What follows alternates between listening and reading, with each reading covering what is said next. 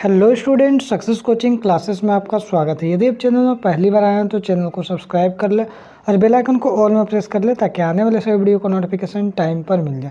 आज हम डिस्कस करने वाले हैं क्लास 10th का हिंदी का जो आपका मोस्ट इम्पोर्टेंट ऑब्जेक्टिव प्रश्न होने वाला है वो आपको डिस्कस करने वाले हैं। इस वीडियो में आपको लगभग 200 क्वेश्चन आपको हिंदी का बताने वाले हैं, वो भी आपको चैप्टर वाइज बताने वाले हैं, तो इसलिए वीडियो में मिस ना करें क्योंकि आपको बहुत ही दिक्कत हो सकता है बाद में। चलिए हम लोग क्वेश्चन को स्टार्ट करते हैं। सबसे पहला जो चैप्टर हमारा है जो पद चैप्टर है, क्षितिज जो बुक है उसका पद चैप्टर है और उसमें से हमारा क्या है सूरदास इसका लेखक है। लेखक भी हम आपको बताने वाले हैं जी कौन सा जो चैप्टर है, कौन सा पार्ट का लेखक कौन सा, ये भी आप याद रखिएगा, आपका ऑब्जेक्टिव में पूछता है। ठीक है, आगे देखें। उद्धव कृष्ण का कौन सा संदेश लेकर आए थे, तो याद रखिएगा योग संदेश लेकर आए थे। कृष्ण की संगति में रहकर भी कौन उनके प्रेम से अछूते रहे हैं, तो याद रखिएगा उद्धव अछूते रहे हैं। नेक्स्ट क्वेश्चन देखते हैं। उद्धव के व्यवहार की तुलना किस पत्ते से की गई है, तो याद रखिएगा कमल के पत्ते से की गई। गोपियों को अकेला छोड़कर कृष्ण कहाँ चले गए थे, तो याद रखिएगा मथुरा चले गए थे। आगे देखिए, गोपियों को क्रिका व्यवहार कैसा प्रतीत होता था, याद रखिएगा छलपूर्ण प्रतीत होता था। गोपियाँ स्वयं को क्या समझती थे, तो याद रखिएगा अबला समझते थे। आगे देखिए, गोपियाँ किसके प्रेम में आसक्त हो गई थी, तो याद रखिएगा क्रोम के। आगे देखिए, इनमें से किस पक्षी की तुलना गोपियों से की गई, तो हारिल पक्षी की तुलना गोपियों से की गई।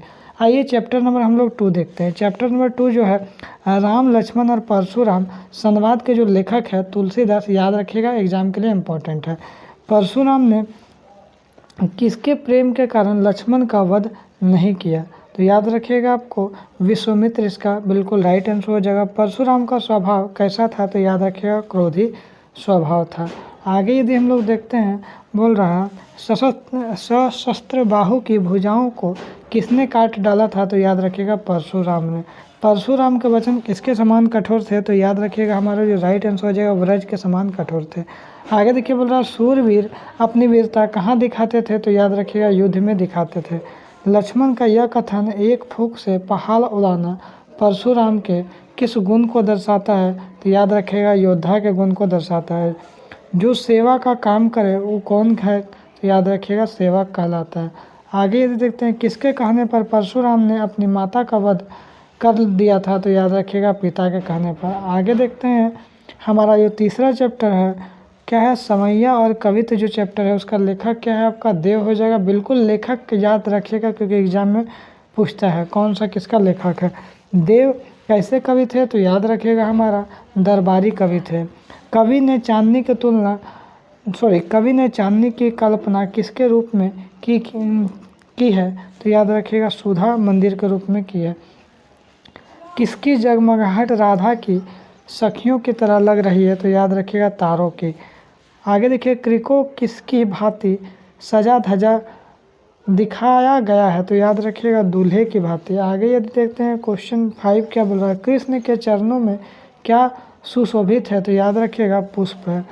कृष्ण कैसा वस्त्र धारण किए हुए हैं, तो याद रखिएगा पीला वस्त्र धारण किए हुए हैं।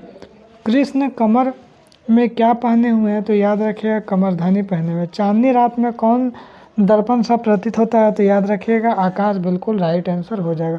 आगे देखिए, चैप्टर नंबर जो हमारा 4 है आत्मकथ्य है, इसका जो लेखक है जयशंकर प्रसाद है। कवि का दाम्पत्य जीवन कैसा था, तो याद रखिएगा दुखी था।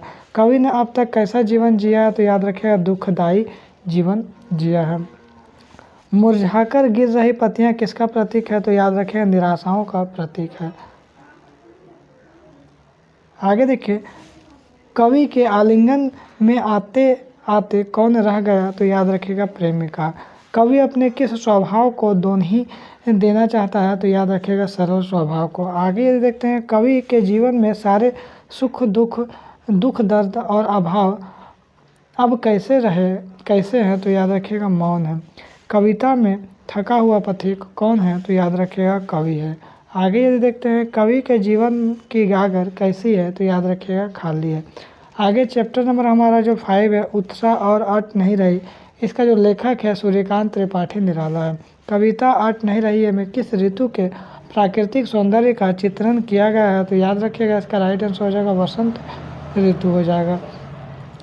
धराधार किसके लिए प्रयुक्त हुआ है, तो याद रखिएगा बादल के लिए प्रयुक्त हुआ है। आगे देखिए कविता में बादल किसका प्रतीक है, तो याद रखिएगा क्रांति का प्रतीक है। कवि ने बादलों का आह्वान करते हुए उनसे क्या कहने का आग्रह किया है, तो याद रखिएगा बरसने का आग्रह किया है। आगे देखिए कविता में जल का बरसना किसका प्रतीक है, तो याद रखिएगा शांति और सुख की स्थापना का प्रतीक है। किस महीने में चारों तरफ हरियाली छा जाती है, तो याद रखिएगा फागुन के महीने में। बादल अपनी गर्जन तर्जन से किसे घेर लेता है, तो याद रखिएगा आकाश को घेर लेता है। आगे ये देखते हैं चैप्टर नंबर 6 हमारा यह दंतुरित मुस्कान और फसल। इसका जो लेखक है नागार्जुन है। शिशु की प्रथम गुरु कौन होती है, तो याद रखिएगा इसमें माँ होती है। कवि के अनुसार फसलें किनका बदला हुआ रूप है, तो सूर्य की किरणों का बदला हुआ रूप है। वायु का योगदान किन्हें बड़ा करने में होता है, तो याद रखिएगा फसलों को। कविता जो है फसल में किसकी महिमा पर प्रकाश डाला गया है, तो याद रखिएगा फसलों की महिमा पर। आगे देखते हैं नन्हे शिशु का शरीर किसकी तरह खिल उठता है, तो याद रखिएगा कमल के पत्ते की तरह। फसलें किसके अमृत भरे प्रभाव से सींचकर पुष्ट हुई है, तो याद रखिएगा इसका जो राइट आंसर हो जाएगा हमारा ऑप्शन नंबर 3 नदियों के। फसलों में किसकी मेहनत छिपी है, तो याद रखिएगा किसानों की मेहनत छिपी है। आगे देखते हैं किसकी मुस्कान इतनी मनमोहक है कि यह मुर्दे में भी जान डाल सकती है, तो याद रखिएगा नन्हे शिशु की। आगे देखते हैं नेक्स्ट चैप्टर बोल रहा है छाया मत छूना। इसका जो लेखक है गिरजा कुमार माथुर। बोल रहा है रंस वसंत जीवन के किन दिनों का प्रतीक है, रस जो है, तो इसका जो राइट आंसर हो जाएगा सुहाने का प्रतीक है। पुरानी मीठी यादों के साथ लगी सुहानी सुगंध कविता के तन मन को क्या बना देती है, तो याद रखिएगा आपको मस्त बना देती है। आगे ये देखते हैं उचित अवसर पर ना मिलकर बाद में मिलने वाली खुशी कैसी प्रतीत होती है, तो व्यर्थ प्रतीत होती है। आगे बोल रहा है हर सुख में क्या छिपा रहता है, तो हर जो सुख में जो है क्या छिपा रहता है, दुख छिपा हुआ रहता है। शरद जो रात है किसका प्रतीक है, तो खुशियों का प्रतीक है। आगे चांदनी रात को देखकर कवि को किसकी याद आती है, तो याद रखिएगा प्रेमिका के केसों में गूथे फूल याद आती है। वसंत के समय फूल न खिलने का क्या आशा है, तो उचित अवसर पर लाभ न मिलना। आगे देखते हैं कवि जीवन में क्या पाने के लिए दौड़ता रहा, तो याद रखिएगा यश पाने के लिए दौड़ता रहा। आगे देखते हैं चैप्टर नंबर हमारा जो 8 है कन्यादान है। कन्यादान का आपका ऋतुराज इसका लेखक है। लड़कियां स्वभाव से कैसी होती है, तो याद रखिएगा सहनशील होती है। हर कन्या विवाह से पूर्व वैवाहिक जीवन के बारे में कैसी कल्पनाएं करती है, तो याद रखिएगा रंगीन कल्पनाएं करती है। तुक और लय कविता में किसका संचार करती है, तो याद रखिएगा आनंद का संचार करती है। आगे देखिए लड़की की माँ को लड़की के किन दुखों की चिंता थी, तो संभावित दुखों की चिंता थी। कवि ने लड़की को किन सुखों में जीता हुआ दर्शाया है, तो याद रखिएगा काल्पनिक सुखों। आगे देखिए लड़की की माँ दुखी थी क्योंकि उसकी कन्या ही उसकी एकमात्र क्या थी, तो याद रखिएगा पूंजी थी। धुंधला प्रकाश किसका प्रतीक है, तो याद रखिएगा अस्पष्ट सुख का प्रतीक है। कविता में आनंद का संचार कौन करती है, तो याद रखिएगा हमारा तुक और लय करती है। आगे ये देखते हैं चैप्टर नंबर 9 क्या बोल रहा है संगतकार क्या है। इसका जो लेखक है मंगलेश डबराल है। संगतकार के लक्ष्य के विरुद्ध क्या है, तो याद रखिएगा मुख्य गायक से अधिक ऊंचे स्वर में गाना। दूसरा क्वेश्चन क्या बोला है किसके गायन को सफल और प्रभावी बनाने में उसके संगतकार की भूमिका महत्वपूर्ण होती है, तो याद रखिएगा मुख्य गायक के। आगे देखते हैं मुख्य गायक के अधिक ऊंचे स्वर में गाना किसके लक्ष्य के विरुद्ध है, तो याद रखिएगा संगतकार के। मुख्य गायक के बूझते स्वर को कौन उठाता है, तो याद रखिएगा संगतकार उठाता है। आगे देखिए मुख्य गायक को धीरज बांधने का काम प्रायः कौन करता है, तो याद रखिएगा संगतकार करता है। आगे देखिए मुख्य गायक की गरजदार आवाज़ में अपनी गूंज मिलाने का काम किसका है, तो याद रखिएगा ये किसका है, तो संगतकार का ही है। किसके आवाज़ में हिचक सुनाई देती है, तो याद रखिएगा संगतकार के ही आवाज़ में हिचक सुनाई देती है। आगे देखते हैं चैप्टर नंबर जो हमारा 10 है नेताजी का जो चश्मा है इसका लेखक स्वयं प्रकाश है। नेताजी की मूर्ति पर सरकंडे का चश्मा किसने लगाया होगा, तो किसी बच्चे ने लगाया होगा। आगे देखिए चश्मे वाले के प्रति पान वाले के मन में कैसी भावना थी, तो याद रखिए उपेक्षा भावना थी। किसे देखकर हवलदार के चेहरे पर कौत कभरी मुस्कान फैल गई, तो याद रखिएगा मूर्ति के चेहरे को। आगे ये देखते हैं, चश्मे वाले को पान वाला क्या समझता था, तो याद रखिएगा पागल समझता था। एक बार कस्बे से गुजरते समय हवलदार को मूर्तियों में क्या अंतर दिखाई दी, तो मूर्ति पर चश्मा नहीं था। आगे ये देखते हैं, नेताजी की बगैर चश्मे वाली मूर्ति किसे बुरी लगती थी, तो याद रखिएगा चश्मे वालों को बुरी लगती थी। पहली बार कस्बे में गुजरने पर हवलदार मूर्ति पर क्या देखकर चौंक गया, तो चश्मा देखकर चौंक गया। हवलदार का स्वभाव कैसा था, तो याद रखिएगा देशभक्त था। नेताजी की जो मूर्ति की ऊंचाई कितनी थी, तो लगभग 2 फीट की ऊंचाई थी। आगे देखते हैं क्वेश्चन, जो चैप्टर हमारा बाल गोविंद भगत है, चैप्टर नंबर 11, इसका जो लेखक है रामवृक्ष बेनापुरी इसका लेखक है। बाल गोविंद के गीतों में कैसा भाव व्यक्त होता था, तो याद रखिएगा प्रभु मिलन का होता था। आगे देखते हैं, बाल गोविंद के गीतों को सुनकर वहां उपस्थित सभी लोग क्या करते थे, तो झूम उठते थे। आगे देखते हैं, भगत जी की बहू उन्हें छोड़कर क्यों नहीं जाना चाहती थी, तो याद रखिएगा इसका जो राइट आंसर हो जाएगा ससुर की चिंता के कारण।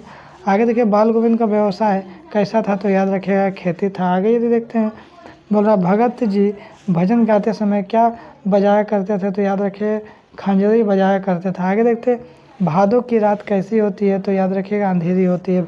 भगत जी अपने बेटे का खास ख्याल रखा करते थे क्योंकि वह सुस्त और बोधा था। आगे ये देखते हैं, बाल गोविंद किसके पद गाया करते थे, तो याद रखिएगा कबीर के। अब देखते हैं चैप्टर नंबर 12 क्या बोल रहा है, लखनवी अंदाज जो है इसका जो लेखक है यशपाल है। नवाब साहब ने खीरे की तैयारी के बाद उसका क्या किया, तो याद रखिएगा खिड़की से बाहर फेंक दिया।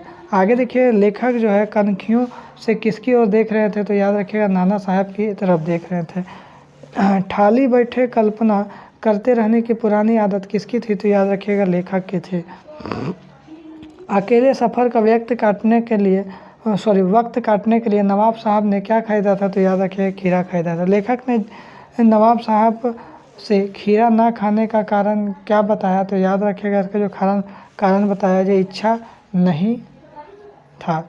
आगे देखिए, बोल रहा है जो नवाब साहब ने खीरों को खिड़की से बाहर क्यों फेंक दिया, अमीरी दिखाने के लिए। वार्तालाप की शुरुआत किसने की, तो याद रखिएगा वार्तालाप की शुरुआत नाना साहब ने की। आगे देखिए, लखनऊ स्टेशन पर कौन खीरे के इस्तेमाल का तरीका जानते थे, तो खीरा बेचने वाले जानते थे। आगे देखते हैं चैप्टर नंबर हमारा 13 क्या, मानवीय करुणा की दिव्य चमक है, इसका सर्वेश्वर दयाल सक्सेना इसका लेखक है। लेखक फादर के किस गुण का बहुत सम्मान करते थे, तो आपका मानवीयता भी हो जाएगा, करुणा हो जाएगा, वात्सल्य हो जाएगा, उपयुक्त सभी। आगे देखिए, पत्नी और पुत्र की मृत्यु पर लेखक को किसकी बातों से सांत्वना मिली, तो फादर बुल्के की। आगे यदि क्वेश्चन देखते हैं 3 नंबर, फादर की चिंता हिंदी को किस विषय में देखने की थी, तो याद रखिएगा राष्ट्रभाषा के रूप में देखने के थे। आगे बोल रहे इलाहाबाद की सड़कों पर फादर क्या करते दिखते थे, तो याद रखिएगा साइकिल चलाते हुए दिखते थे। आगे देखिए, फादर के पिता क्या करते थे, तो याद रखिएगा फादर के पिता व्यवसाय करते थे। फादर की मृत्यु कहाँ हुई थी, तो दिल्ली में फादर की मृत्यु हुई थी।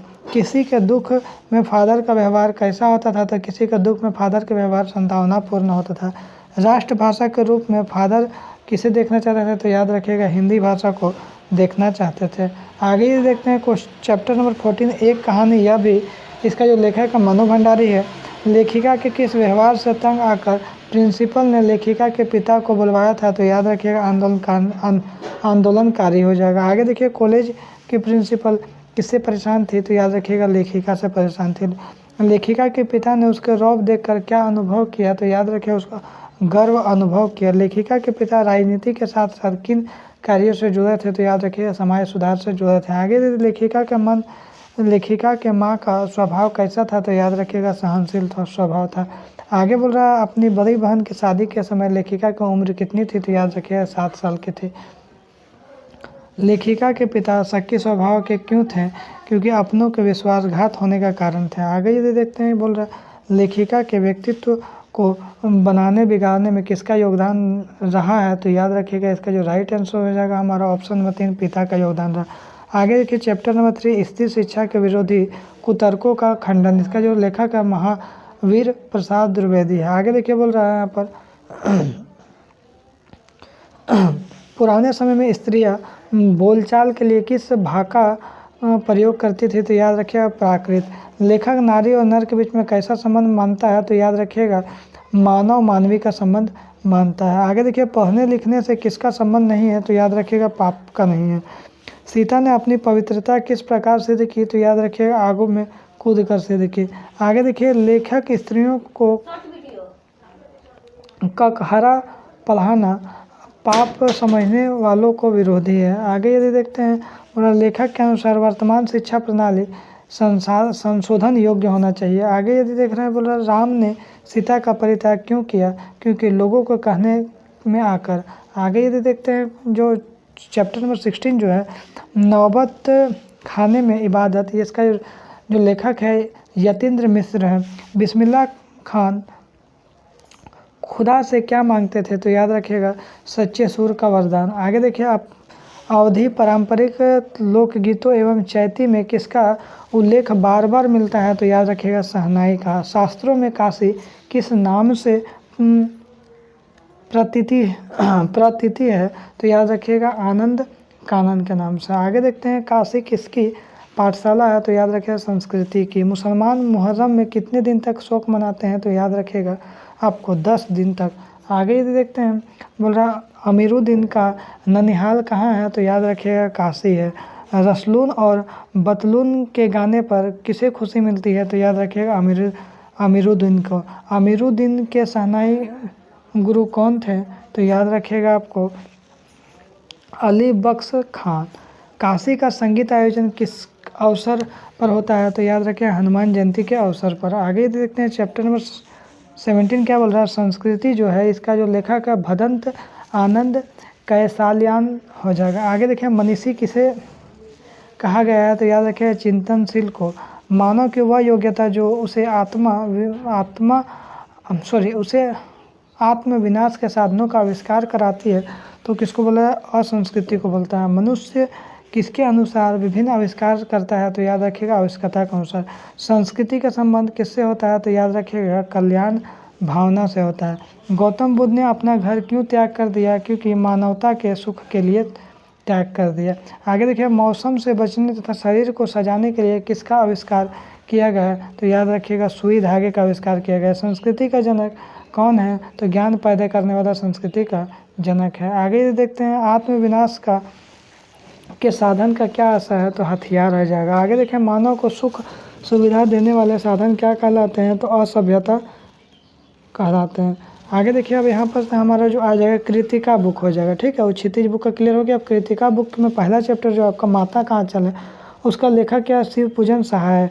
तो आपको देखिए जो इसका जो क्वेश्चन यहाँ पर बोल रहा है, मृदंग कब बजती है, तो इसका राइट आंसर हो जाएगा जब लड़कों का जो संग हो उसी को हम लोग क्या बोलते हैं, मृदंग बजता है, जब लड़कों का संग हो। दूसरा क्वेश्चन क्या बोल रहा है, शिव पूजन सहाय को उनके पिताजी क्या कहकर पुकारते थे, तो भोलानाथ कहकर पुकारते थे। भोलानाथ के पिताजी पूजा के समय उनके मस्तक पर किसका तिलक लगाते थे, तो याद रखिएगा भभूत का तिलक लगाते थे। आगे देखिए, रामनामा बही में लेखक के पिताजी कितनी बार राम राम लिखते थे, तो 1000 बार राम राम लिखते। लेखक के पिताजी आटे की गोलियां लेकर कहाँ जाते थे, तो याद रखिएगा गंगा जी जाते थे। पिताजी आटे की गोलियां किसे खिलाते थे, तो याद रखिएगा आपका मछलियों को खिलाते थे। आगे देखिए, माता का आंचल पाठ के लेखक का नाम क्या है, तो शिव पूजन सहाय है। आगे यदि देखते हैं, बच्चे रस्सी में बांधा हुआ काठ का घोला लेकर कहाँ जाते थे, तो याद रखिएगा आपका बाहर गली में जाते थे। लेखक की माँ उसे पकड़कर कौन सा तेल उसके सिर पर डाल देते थे, सरसों का तेल डाल देते थे। आगे देखते हैं, 2 लड़के बैल बनकर क्या खींचते थे, तो याद रखिएगा मोट खींचते थे। चूहों के बिल में पानी डालने से बिल में क्या निकला, तो याद रखिएगा सांप निकला। आगे यदि देखते हैं क्वेश्चन, घरौंदा बनाने के लिए दीवार किससे बनाई जाती थी, तो याद रखिएगा धूल की मेल से बनाई जाती थी। बुढ़वा बैमान मांगे करेला का चोखा कहकर बच्चों ने किसे चढ़ाया था, तो याद रखिएगा मूसन को चढ़ाया करता था। दूसरा जो आपका चैप्टर है जॉर्ज पंचम के नाक, इसका जो लेखक है कमलेश्वर है। तो जॉर्ज पंचम के नाक पाठ का लेखक कौन है, तो याद रखिएगा कमलेश्वर है। कमलेश्वर का जन्म कब और कहाँ पे हुआ था, तो सन 1932 में मैनपुरी उत्तर प्रदेश में था। कमलेश्वर में इनमें से कौन सा पुरस्कार जीता था, तो साहित्य अकेडमी का पुरस्कार जीता था। आगे देखिए, रानी एलिजाबेथ द्वितीय कहाँ की रानी थी, तो याद रखिएगा इंग्लैंड की। रानी एलिजाबेथ किस देश के दौरे पर आने वाली थी, तो याद रखिएगा हिंदुस्तान इसका राइट आंसर हो जाएगा। आगे देखिए, रानी एलिजाबेथ के सूट पर कितना खर्च हुआ था, तो लगभग आपको 400 पाउंड का। आगे देखते हैं, नाक किसका घोतक होती है, तो याद रखिएगा मान सम्मान या प्रतिमा का। आगे देखते हैं, दिल्ली के फौरन हाजिर होने का हुक्म किसने दिया था, तो मूर्तिकार को दिया था। कहाँ की हर खबर हिंदुस्तान के सुर्खियों में दिखती है, तो याद रखिएगा आपको लंदन की खबर। आगे यदि देखते हैं, ऐसा क्या चीज़ है जो हिंदुस्तान में मिलती नहीं, यह किसका कथन है, तो यह सभापति का कथन है। जॉर्ज पश्चिम की खोई हुई नाक का नाप किसने लिया, तो याद रखिएगा मूर्तिकार ने लिया। आगे यदि देखते हैं, बोल रहा मूर्ति के आसपास के तालाब में पानी क्यों भरा गया, तो याद रखिएगा ताकि नाक सूखने ना पाए। अब तीसरा चैप्टर साना साना हाथ जोड़िए, इसका जो लेखक है मधु कांकरिया। आगे देखिए, मधु जो कांकरिया का जन्म किस स्थान पर हुआ, तो याद रखिएगा कोलकाता में हुआ। साना साना हाथ जोड़ी पाठ की विद्या क्या है, तो याद रखिएगा ये यात्रा वृत्तांत है। साना साना हाथ जोड़ी पाठ की लेखिका कौन है, तो याद रखिएगा मधु कांकरिया है। मधु कांकरिया का जन्म कब हुआ, तो याद रखिएगा सन 1957 में हुआ। लेखिका ने गैंगटॉक को किसका शहर कहा है, तो याद रखिएगा मेहनतकश बादशाहों का। जितेंद्र दे खेदुम ने को किनका निवास बताया, तो याद रखिएगा देवी देवताओं का। मन वृंदावन होने का क्या अर्थ है, तो याद रखिएगा अत्यधिक प्रसन्न होना। आगे देखिए, लेखिका के ड्राइवर का क्या नाम था, तो जितेंद्र नाम था। जितेंद्र ने देवी देवताओं को निवास वाली जगह का क्या नाम बताया, तो याद रखिएगा आपका खेदुम नाम बताया। गैंगटॉक या गंतोक का क्या अर्थ होता है, तो याद रखिएगा इसका अर्थ होता है पहाड़ होता है। साना साना हाथ जोड़ी पाठ में किस शहर के सौंदर्य का वर्णन किया गया, तो गैंगटॉक का किया गया। आगे यदि देखते हैं, बोला गैंगटॉक के मेहनतकर बादशाहों का शहर क्यों कहा जाता है, क्योंकि इस शहर के यहाँ के लोगों ने अपने परिश्रम से खूबसूरत बनाया है। आगे यदि चौथा जो चैप्टर है, यही ठैया झुलनी हैरानी हो रामा, इसका जो लेखक है आपका शिव प्रसाद मिश्र रुद्र हो जाएगा। यही छैया झुलनी हैरानी हो रामा पाठ के रचनाकार कौन है, तो याद रखिएगा शिव प्रसाद मिश्र रुद्र हो जाएगा। आगे देखिए, शिव प्रसाद मिश्र का जन्म कब हुआ, तो सन 1911 में। यही ठैया झुलनी हैरानी हो रामा पाठ की विद्या क्या है, तो याद रखिएगा कहानी है। दुलारी कौन था, तो याद रखिएगा दुलारी आपका कहानी की नायिका था। कसरत करने के बाद दुलारी क्या खाती थी, तो याद रखिएगा उपयुक्त सभी हरी मिर्च, प्याज के टुकड़े और भिगोए हुए चने। दुक्कड़ किसे कहते हैं, तो दुक्कड़ किसे कहते हैं, तो याद रखिएगा शहनाई के साथ बजाए जाने वाले तबले जैसे बाजे को। टुन्नू के पिता क्या काम करते थे, तो इसका जो राइट आंसर हो जाएगा ये अजमानी का कार्य करते थे। कजली क्या है, तो याद रखिएगा इसका जो राइट आंसर हो जाएगा एक तरह का लोकगीत है।